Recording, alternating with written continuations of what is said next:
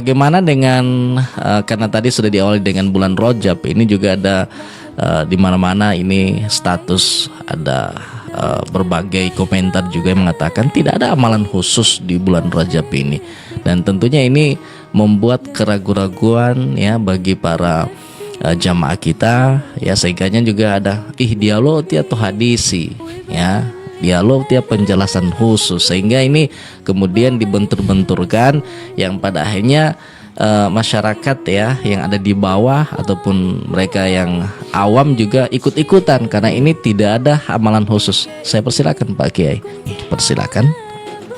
Iya. Di dalam suatu kaidah ya menjelaskan at-tarku la ya'ni bil haram. Nah, ketika Nabi meninggalkan bukan berarti itu haram. Ya, bukan berarti itu haram. Jadi kita harus ingat baik-baik itu kaidah. At-tarku la ya'ni bil haram. Ya. Ketika Nabi meninggalkan sesuatu bukan berarti itu haram. Jadi itu tidak semuanya misalnya Nabi tinggalkan kemudian kita vonis itu haram, itu bid'ah, ya. Kita harus dudukkan permasalahan, kita kaji dengan baik-baik. Kadang-kala juga orang itu yang Pak Syafruddin bilang tadi, Ustaz Syafruddin bilang tadi, bahwa orang cuman membaca hanya referensinya dia. Dia tidak membuka referensi yang mutawalat, yang apa namanya, yang induk, ya. Kalau buka mazhab Syafi'i ya buka yang induknya, ya Syarhul Muhadzab itu yang induk, ya. Jangan karena ingin disebut pengikut mazhab Syafi'i ya, so langsung balompa di kitab Al-Um, ya. Biar ente itu ingin diakui mazhab Syafi'i, kita saja di mazhab Syafi'i tidak pernah buka kitab Al-Um. Bukan karena kita tidak mau baca, bukan kita tidak tahu, tetapi apa? Ada namanya tadarruj dalam belajar. nah, Ya, bertahap dalam belajar. Orang di zaman sekarang begitu, karena ingin, apalagi di zaman sekarang ingin disebut dia mazhab Syafi'i, langsung balompa di kitab Al-Um, ya. Jadi kita tadarruj, dan kalau melihat literatur yang diakui yang itu induk, bukan Syarhul Muhadzab, ya, karena Imam Nawawi itu ya termasuk muhaqqiqul madhab, ya. Syekh Orang Syafi'i. Syekh Syafi'i. Ya. Jadi ada dua yang muhaqqiqul madhab itu. Pertama Imam An-Nawawi, yang kedua adalah Imam Ar-Rafi'i, ya. Imam Rafi. Jadi itu yang harus kita lihat baik-baik. Nah, kemudian yang kedua, kalau dia taruhlah itu hadis dhaif, ya, kita buka baik-baik dhaifnya menurut siapa dulu, Ya. ya. Dhaifnya, makanya kalau kita melihat hadis dhaif, ya, jangan cuma lihat dhaif sudah selesai tutup buku. Harus kita meneliti, ya. Menelitinya bagaimana? Kita lihat siapa yang menjarah. Kan dhaif itu ada namanya al-jarhu wa ta'dil, ya. Siapa yang mengatakan dhaif dan sebab kedhaifannya apa, kita harus lihat, ya. Jadi ada namanya al-jarh. Al-jarh itu artinya celaan bagi para perawi hadis. Orang ini kenapa? Apakah dia lemah hafalannya, atau namanya orang ini dhaif. Kita harus rinci baik-baik pemaparannya. Begitu bukunya ta'dil. Jadi kita timbang mana yang lebih besar antara al-jarhu dan at-ta'dil, ya. Kadangkala orang al-jarhulnya jarhul mubham, jarahnya tidak jelas, celahannya tidak jelas, sehingga dia langsung hadis ini dhaif. Ditanya kenapa dhaif? Tidak tahu, pokoknya dia dhaif. Itu namanya jarhul mubham.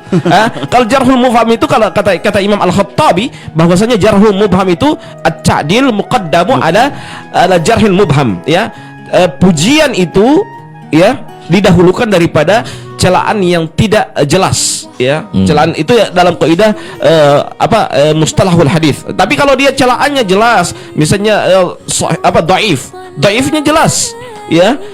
Sababud dhaifnya jelas, ya. Kalau dia sababud dhaifnya jelas, maka dia kembali kepada kaidah al-jarhul mufassaru muqaddamun 'ala ta'dil, ya. Celaan yang terperinci itu didahulukan daripada pujian. Itu kalau kita berbicara sahih dan dhaif. Jadi masalah itu di zaman sekarang itu. Kadang-kala ada orang yang mengatakan dhaif, tapi ketika kita meneliti secara lanjut, ya, hadis ini sahih, ya, hadis ini sahih. Cuman karena sepihak dalam mentashih dan mentadhaif, Nah, kemudian itu dijadikan sebagai referensi mutlak. Nah, ini masalah. Di sini masalahnya. Jadi kita kalau ketika mendengarkan hadis ini dhaif, mari kita teliti. Dalam usul fiqh pun, bayangkan ya, dalam ilmu usul fiqh ada namanya kita harus menempuh 3 cara dalam menerima berita. Ada namanya tahrijul manat. Kita menguak berita.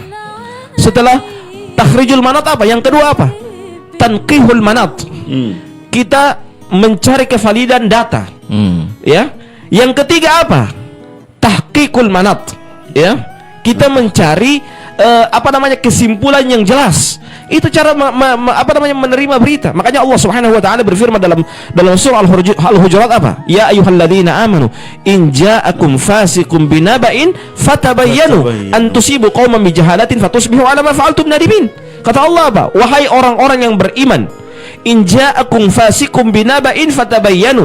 Apabila datang kepada kalian orang fasik, maka tabayyunlah. Bayangkan, ayat ini turun di mana? Turun kepada para sahabat. Apakah sahabat itu orang fasik?